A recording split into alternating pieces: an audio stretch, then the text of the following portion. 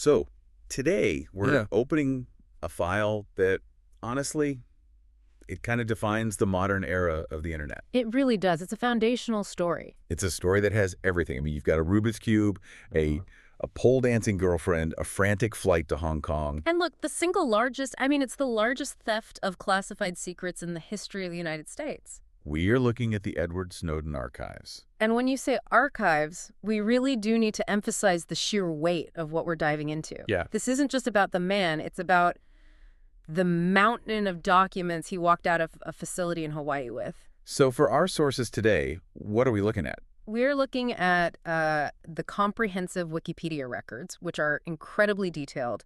We're also pulling from the original investigative reports from The Guardian, Right. and the declassified assessments from the House Intelligence Committee, plus the court rulings that came years later. It's a huge pile of material. It is a massive data set, and our mission today really is to cut through all the noise. You know, the endless hero versus traitor shouting match that's been going on for a decade. Yeah. And to actually look at the mechanics of it. Yes. How did a community college dropout get what they call God mode access to the NSA? What specific technologies did he actually reveal?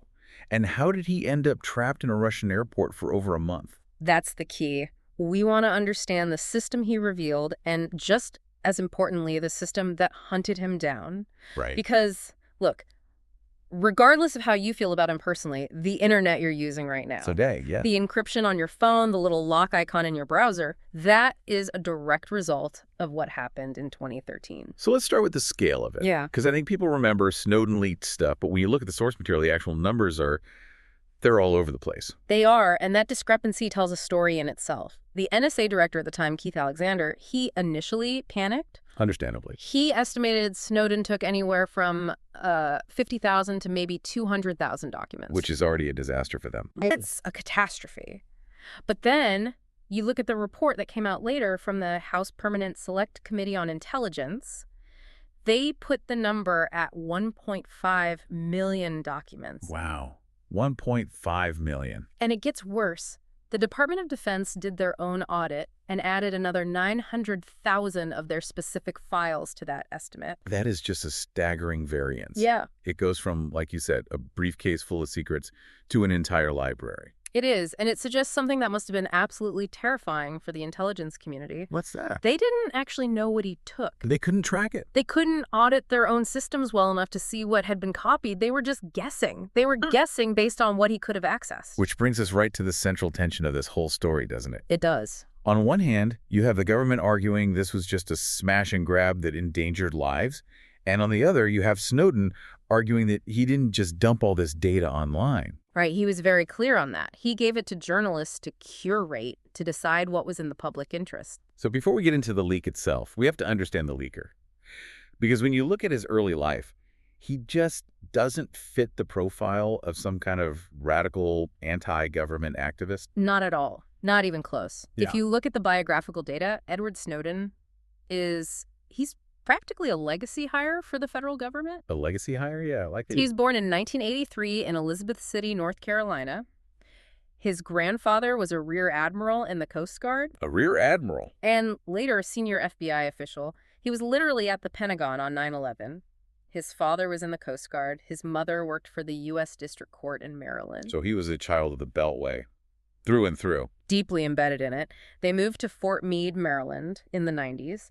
And Fort Meade is basically the company town for the NSA. Right, it's right there. It's the kind of place where your neighbor is probably a cryptographer and the guy at the grocery store might have a top secret clearance. But Snowden himself, his path was different. He didn't go the, Ivy League officer training route. He dropped out of high school. And this is one of those details that his critics always latch onto, the high school dropout. Right. They use it to paint him as undisciplined or unqualified. But the context is really important here. It wasn't about delinquency or bad grades. It was a medical issue. Yeah, a really severe case of mononucleosis. It knocked him out for nearly 9 months of school. Wow. But what's so interesting is how he recovered. He didn't just go back to high school to finish up. He hacked the education system. Awesome. He just took the GED and passed it. Then he went straight to Anne Arundel Community College. The sources all paint a picture of someone who was clearly very bright, but just impatient with traditional structures. And culturally, he was very much a product of that early 2000s internet generation. Oh, absolutely. The sources list his interests as, anime, Japanese popular culture, martial arts. He even put down his religion as Buddhism on some of his personnel forms later. He was a classic otaku. He learned some Japanese. He even worked for a small anime company for a bit called Ryuhana Press. It's a very relatable profile for anyone who grew up on the internet in that era. Living half your life on message boards. Exactly. But then 9/11 happens, and this is a pivot point that I think gets overlooked a lot. He didn't run away from the government after that. He ran directly toward it. He enlisted in 2004. Yep. And he didn't sign up to, fix computers or work in logistics. He signed up for the 18X program. That's a direct pipeline to special forces. Right. He wanted to be a Green Beret. He explicitly said he wanted to free people from oppression. He was buying into the narrative of the Iraq War completely. So he was a true believer at that point. He wanted to go overseas and fight for what he believed were American ideals, but the physical reality of that kind of training caught up with him. The sources say he broke both his legs, is that right? Bilateral tibial stress fractures. It's a common injury when you push your body too hard, too fast in that kind of intense training. So that was it for his military career. He was administratively discharged a few months later, so the door to physical combat closes for him. But because of his background, his family, his aptitude for tech, the door to digital combat swings wide open. He gets a job as a security specialist at the Center for Advanced Study of Language at the University of Maryland. Right. Now, security specialist sounds pretty fancy, but from what I gather, he was basically a guard. Technically, yes, he was guarding the building. But this facility was an NSA-sponsored research center. So to work security there, even just to guard the door, he needed a top-secret security clearance. And a polygraph. And a polygraph. And that right there, that clearance, that's the golden ticket. Right. Once you have that clearance, you are an incredibly valuable commodity in that world. In the intelligence community, the clearance is often worth more than the college degree. And that ticket gets him into the CIA in 2006. He goes to a job fair, and they just scoop him up. Of course they do. They see this computer wizard who already has a top secret clearance. It's a no-brainer for them. So they send him off to training. They send him to what they call the Hill, which is the CIA's secret training school for technology specialists. He lived in a hotel for 6 months, just training day and night. And by March of 2007, he's on a plane. He's stationed in Geneva, Switzerland, with full diplomatic cover. Okay, so this Geneva period is fascinating because it's his first real taste of how the sausage is actually made. It is. Geneva is this global hub for banking, diplomacy, and obviously espionage. Mm-hmm. And there's this one anecdote that Snowden tells, the Swiss banker incident, that really seems to be a turning point for him. It's a scene straight out of a spy movie, honestly. Lay it out for us. So Snowden claims that some CIA operatives he was working with wanted to recruit a particular Swiss banker to get access to secret financial records. Okay, standard stuff. But it was the method.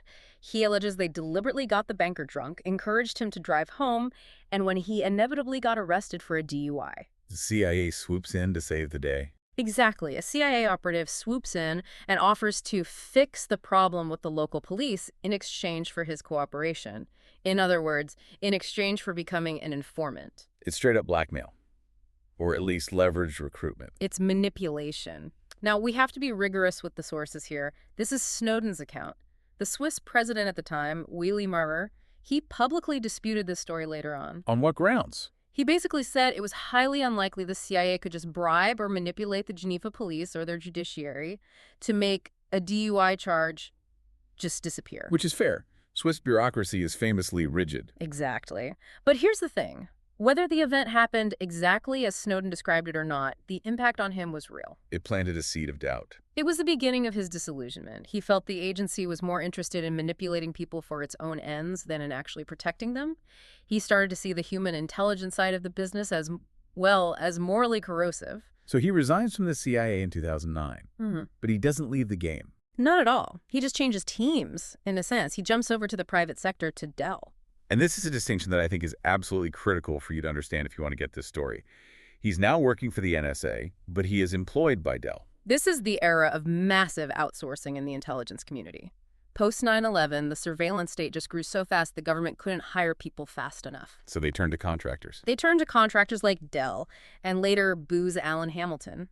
So Snowden is at Dell from 2009 to 2013. He's assigned to NSA facilities, first in Japan and then back in Maryland. And he is not some low-level tech support guy. No. His title is cyber strategist. He described his role as literally sitting down with the CIO of the Central Intelligence Agency to solve their hardest technical problems. He had what they call privilege access. Or God mode.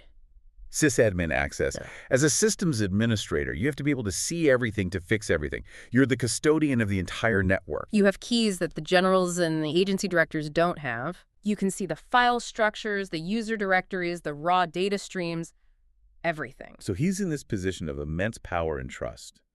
He's seeing the raw data. He's already disillusioned. But what was the final catalyst?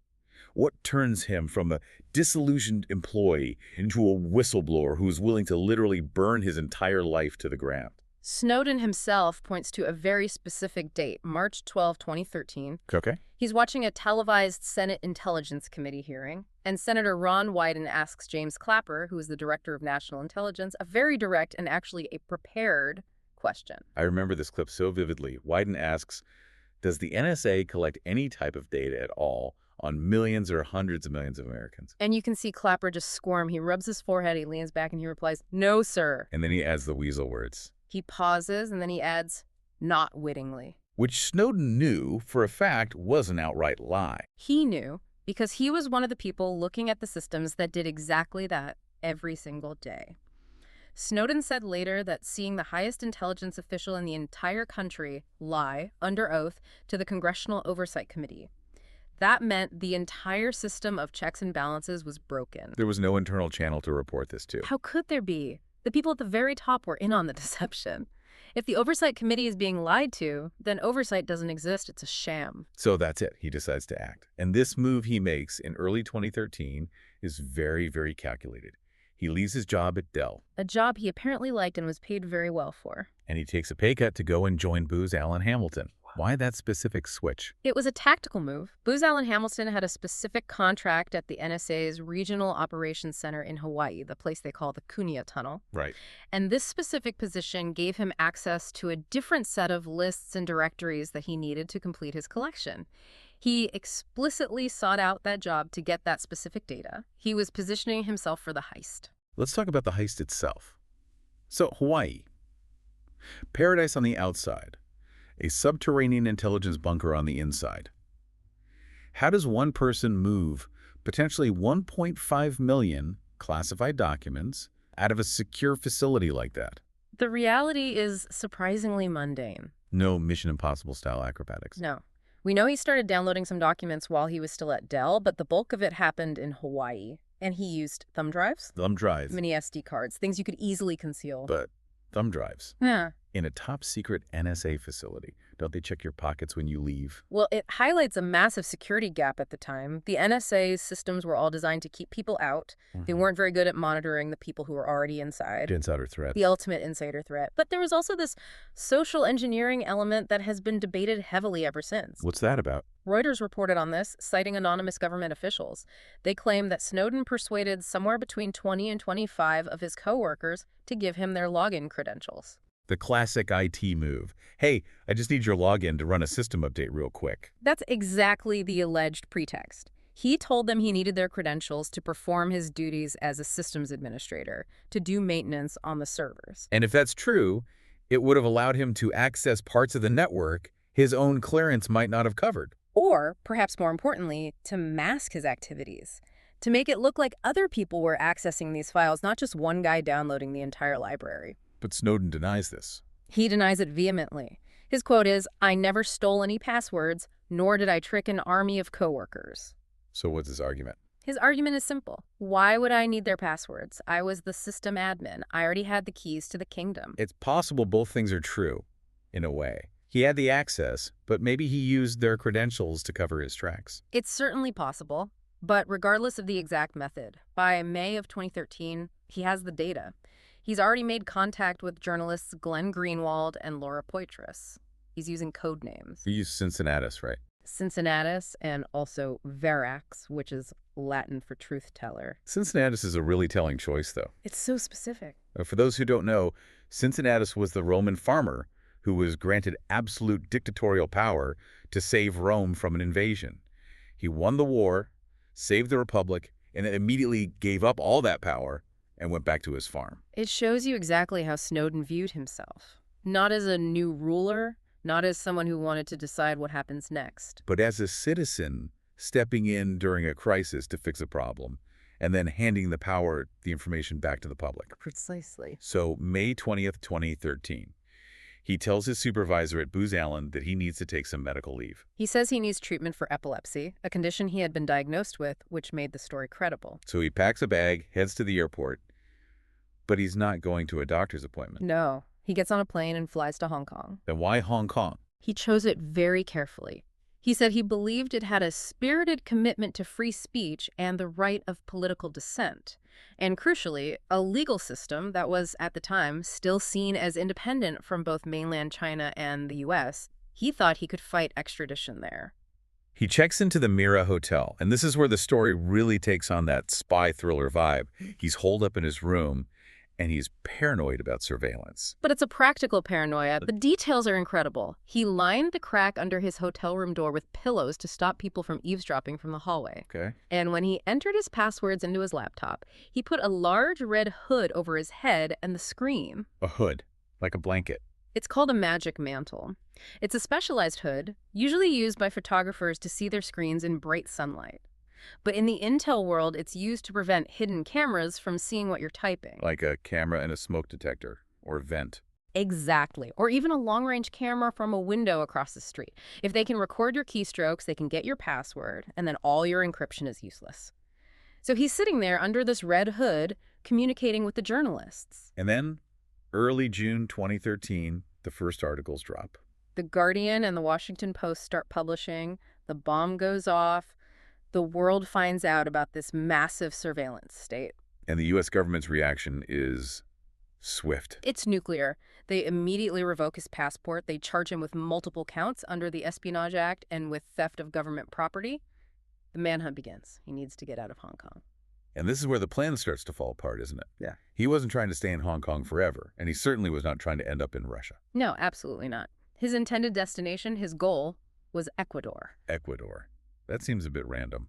Not really. At the time, Ecuador had been granting asylum to Julian Assange, who was living in their London embassy. So it was seen as a safe harbor for whistleblowers. So he had a plan to get there. He had a whole plan. He had actually secured an emergency travel document from Ecuador.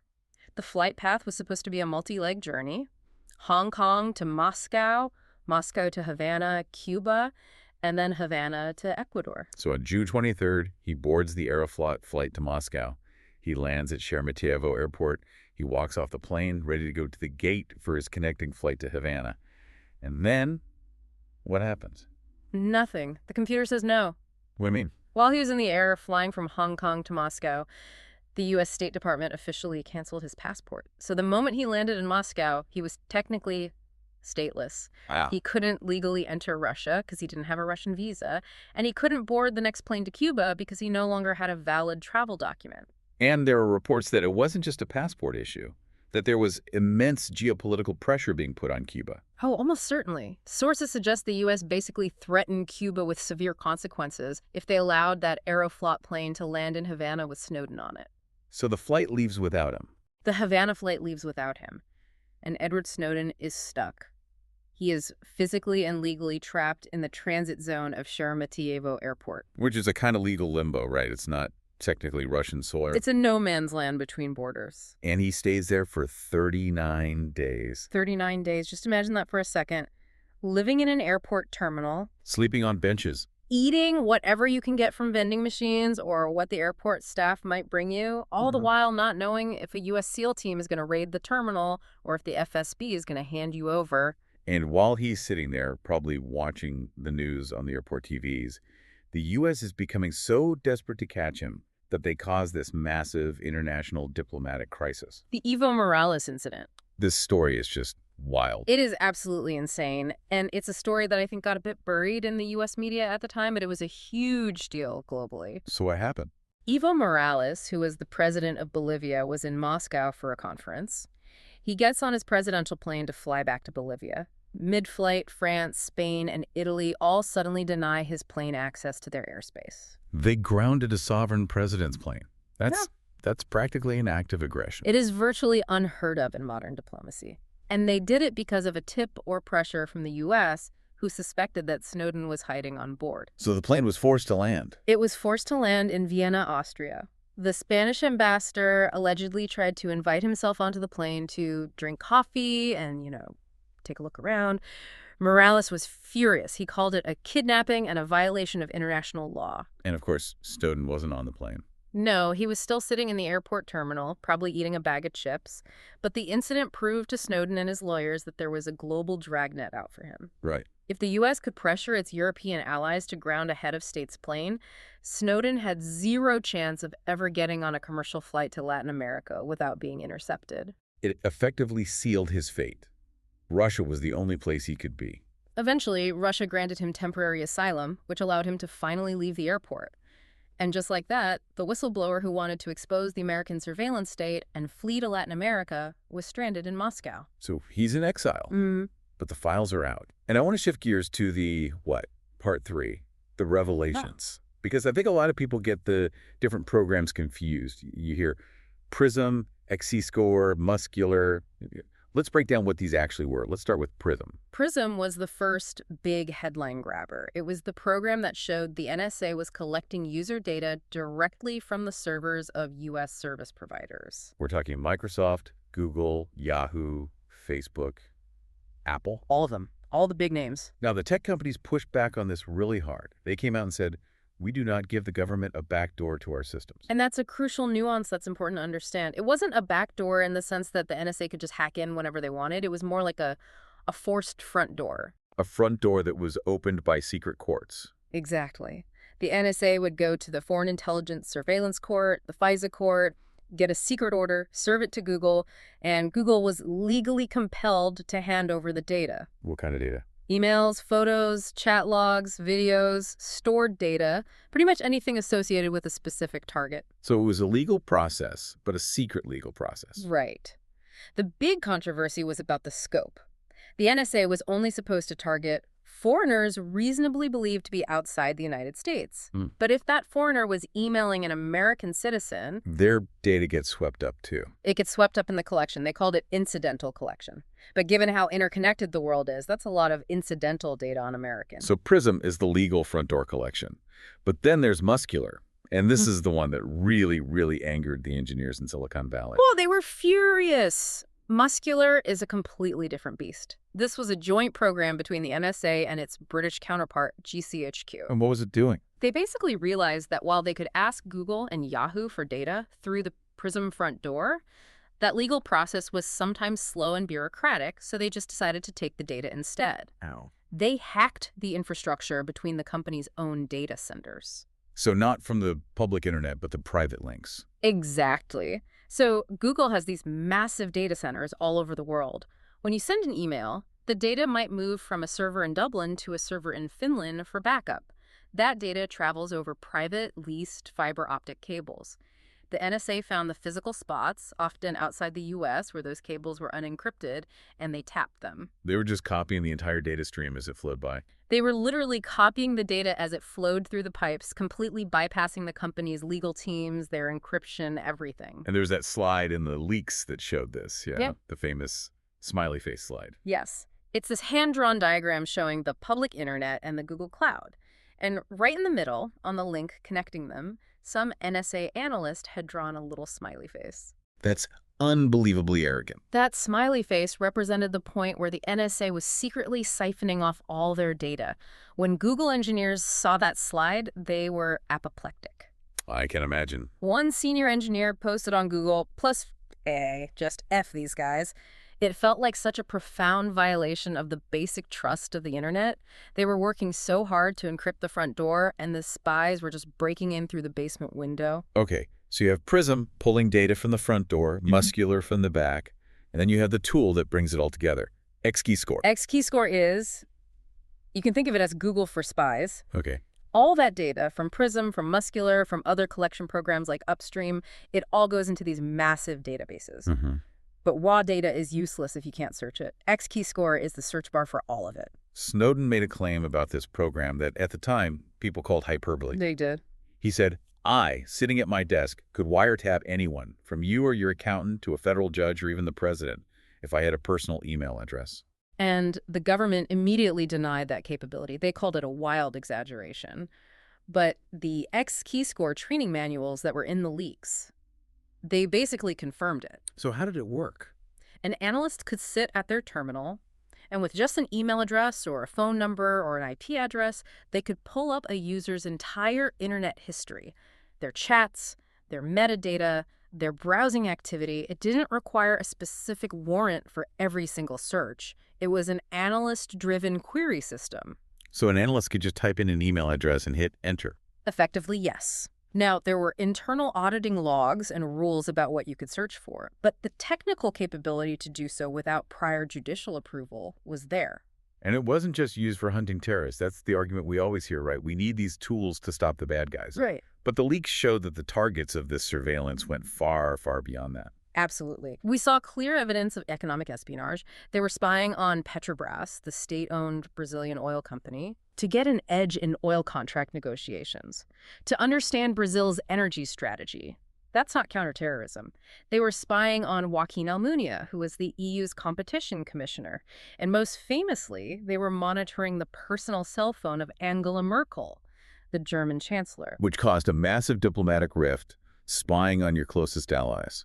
It destroyed a lot of trust, but maybe the most disturbing aspect for the average person was the revelation of the Lovent scandal. Lovent, like SIGINT for signals intelligence, or HUMINT for human intelligence. Exactly. It's a dark play on those acronyms.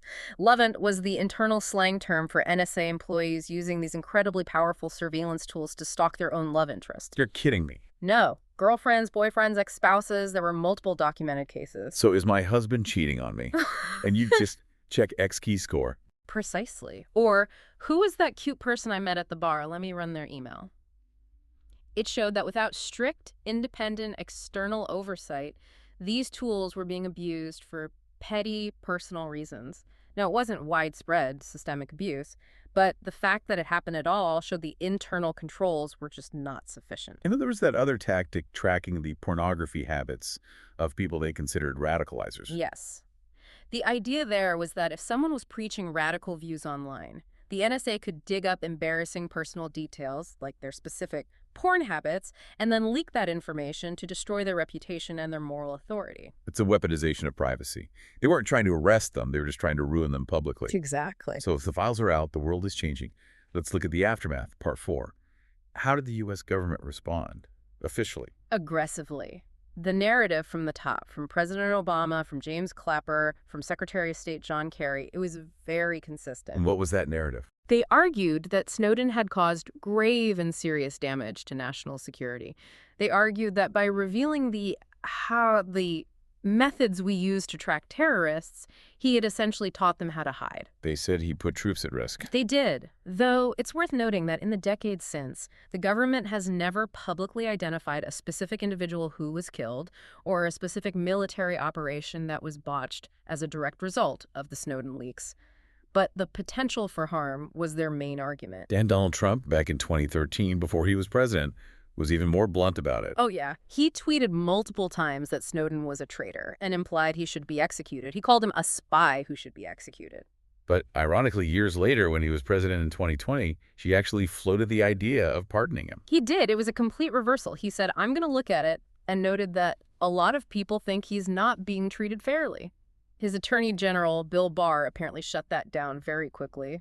It just shows you how the political winds had shifted on the issue. But the real vindication for Snowden didn't come from politicians. It came from the courts. Yes. This is the part of the story that often gets left out of the traitor narrative.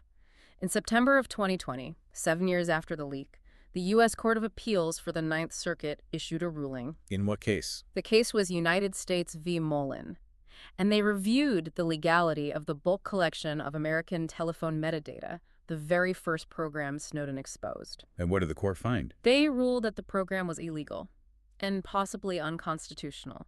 They stated that the program violated the Foreign Intelligence Surveillance Act. That is a mic drop moment, isn't it? It is. The program that started this whole thing was illegal. The court essentially confirmed that the intelligence leaders who had defended the program publicly and under oath to Congress had not been telling the truth about its legality. And we saw legislative change, too. We did.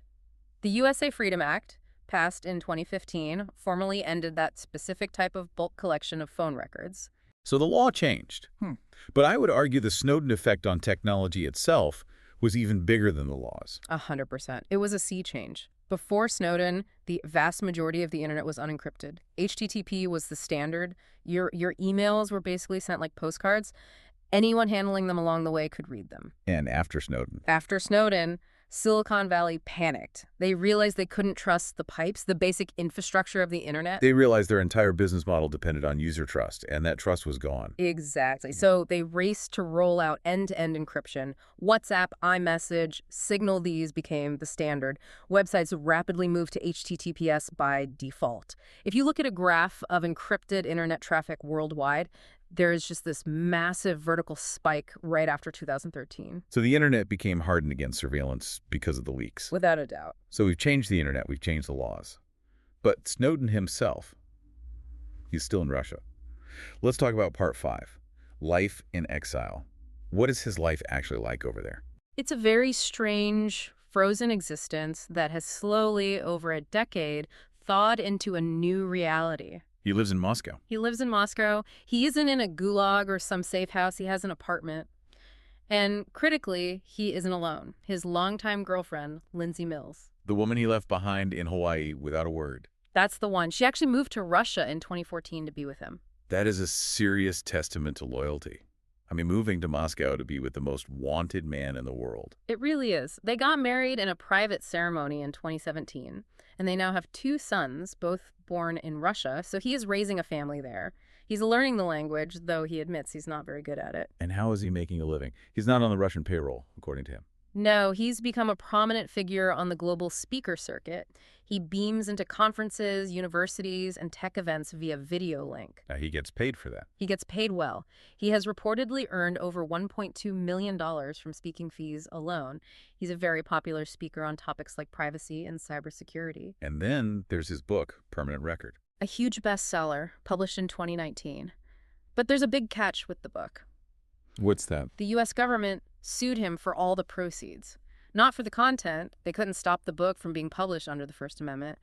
But because he had violated the non-disclosure agreements he signed when he joined the CIA and NSA. He didn't submit the manuscript for pre-publication review. He didn't. And a judge ruled that the U.S. government is therefore entitled to seize every dollar he made from it, over $5 million. So he wrote the book, he told his story, but he didn't get rich off it. Okay, we have to address the elephant in the room here. He is in Russia. He is living there as a guest of Vladimir Putin. It is the great glaring irony of his entire narrative. Right. He sacrificed his life to expose state surveillance, and now he lives under a regime that is notorious for state surveillance, for suppressing dissent, and for jailing journalists. It's a fundamental contradiction he has to live with every day. Has he been critical of Russia at all? He has, but carefully. He's called the Russian government problematic. He's criticized some of their big brother laws, like the Eurovia law, which requires telecom companies to store user data. But he walks a tightrope. He has to. He can't push too hard, or he risks losing his sanctuary. There's nowhere else for him to go. And in September of 2022, that relationship was formalized. Vladimir Putin granted Edward Snowden full Russian citizenship. He swore the oath of allegiance. Snowden's reasoning was that it was to ensure stability for his family. He didn't want to be separated from his Russian-born sons if his asylum status was ever revoked. He didn't want to be stateless anymore. But for his critics? For his critics, seeing the American whistleblower accept a Russian passport from Putin was the final confirmation of his traitor status. The optics were terrible for him. And his stance on the Ukraine invasion has complicated things even further. It really has. In the weeks leading up to the 2022 invasion, Snowden was very publicly skeptical of the U.S. intelligence reports that said Russia was about to attack. He tweeted that he thought the warnings were a disinformation campaign. He didn't trust the U.S. intelligence agencies. Fundamentally, no. His default position is to assume the CIA is lying. He thought they were crying wolf again, like they did with WMDs in Iraq, but this time, they were right. And he was wrong. And he was very publicly wrong.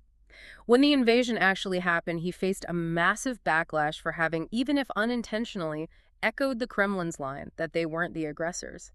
He later walked it back and said he lost confidence in his own skepticism, but the damage to his reputation was done. It shows that even a world-famous whistleblower can have blind spots, especially when their personal survival depends on the goodwill of their host country. It muddies the water. It makes him an incredibly complex and compromised figure.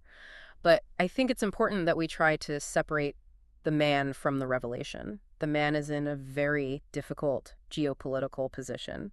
The revelations themselves, however, are facts. Facts that change the world we live in. So we wrap up with this fundamental question. Is there any way back for him? Can he ever come home? He says he would return tomorrow if he could be guaranteed a fair trial.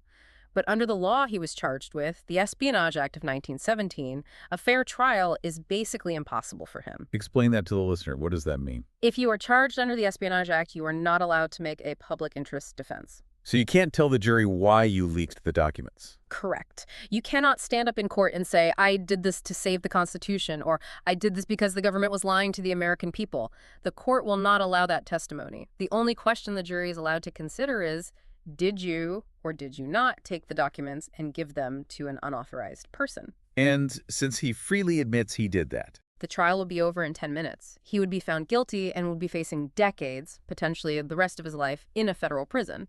So unless that law changes or a future president decides to pardon him, he's a Russian citizen for life. Which leaves us with a really provocative thought to end on, I think. The U.S. judicial system, years later, eventually agreed with Snowden. The mass surveillance program was illegal. The system corrected itself, but only because of his leak. Right. So if the catalyst for that correction is treated as a criminal who can't even get a fair trial, what does that say about our system of checks and balances? Does it mean it only works when someone is willing to break the law to trigger it? And to take that one step further, if you look at it from a pure, cold geopolitical perspective, by revoking his passport and forcing him into the arms of an adversary, did the U.S. intelligence community accidentally create the very thing they feared? Did they hand a permanent, high-value intelligence asset to Russia on a silver platter? Was trapping him in that airport the greatest strategic failure of this entire saga? That is a heavy question. Thanks for diving deep with us on the Snowden files. Stay curious. And stay encrypted. We'll see you on the next deep dive.